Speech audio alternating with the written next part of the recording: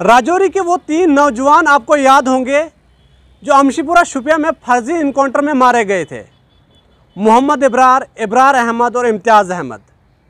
लेकिन बड़े दुख के साथ ये खबर आपको सुनानी पड़ रही है कि उसके कातिल यानी इन 3 नौजवानों के कातिल को जो है उनकी सज़ा को खारिज कर दिया गया है, यानी कैंसिल कर दिया गया है। आपको बता दूं कि अमशीपुरा फर्जी इनकाउंटर में ये 3 नौजवान जो मारे गए थे उनके मुजरिम भूपिंदर सिंह की सज़ा को जो है वो रद्द कर दिया गया है। उन्हें उम्र कैद की सज़ा सुनाई गई थी। आपको याद होगा कि 18 जुलाई 2020 को शुपिया में फर्जी इनकाउंटर हुआ था जिसमें राजौरी के 3 नौजवान शहीद हुए थे। लेकिन इस फर्जी इनकाउंटर के मुजरिम भूपिंदर सिंह की जो सज़ा थी, उम्र कैद की सज़ा, उससे जो है रद्द कर दिया गया है। जम्मू कश्मीर नेशनल कांफ्रेंस के नायब सदर उमर अब्दुल्ला और महबूबा मुफ्ती ने कई सवालिया निशान खड़े कर दिए हैं। उनने मरकज़ की भाजपा हुकूमत को भी बार बार तनकीद का निशाना बनाया है। उनने ये कहा कि ये बहुत अफसोस की बात है, एक कातिल की सज़ा जो है रद्द कर दी जाती है। उमर अब्दुल्ला ने यह कहा कि 5 अगस्त 2019 के बाद जम्मू कश्मीर में जहाँ छोटी छोटी गलतियों के इल्ज़ाम में जम्मू कश्मीर के कई नौजवान जेलों में बंद हैं, वहीं दूसरी तरफ एक फर्जी इनकाउंटर करने वाले की सज़ा जो है वो रद्द कर दी जाती है। ये बड़े अफसोस की बात है। उमर अब्दुल्ला ने यह भी कहा कि मुझे अफसोस है, मैंने कल जब ये खबर सुनी तो मुझे बड़ा अफसोस हुआ कि मरकज़ की भाजपा हुकूमत हमें बार बार याद दिला रही है कि जम्मू कश्मीर के लोगों का खून कितना सस्ता है और जम्मू कश्मीर के लोगों की खून की अहमियत क्या है।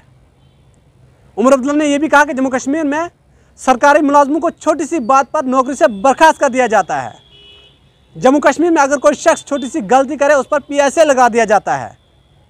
अगर जम्मू कश्मीर में किसी शख्स पर कोई छोटा जुर्म साबित हो गया, उसके घर पर बिल्डोज़र चला दिया जाता है। लेकिन दूसरी तरफ कातिलों को जो है खुलेआम रिहा किया जा रहा है। ये बड़ी बदकिस्मती है।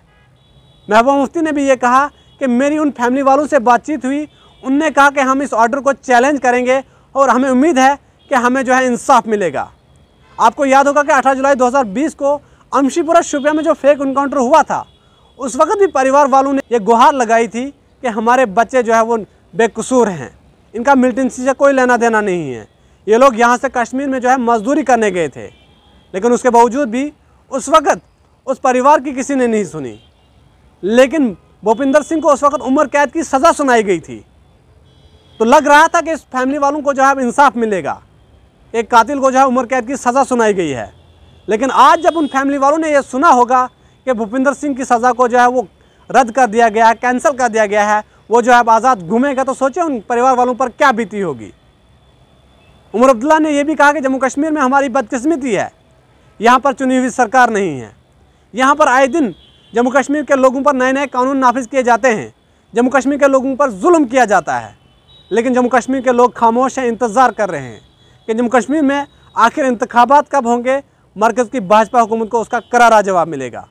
बहरहाल आप लोगों की इस खबर के बारे में क्या कुछ राय है? क्या आपको लगता है कि अमशीपुरा फर्जी इनकाउंटर के इस मुजरिम को सज़ा मिलनी चाहिए थी या फिर इसकी सज़ा को रद्द कर देना चाहिए था?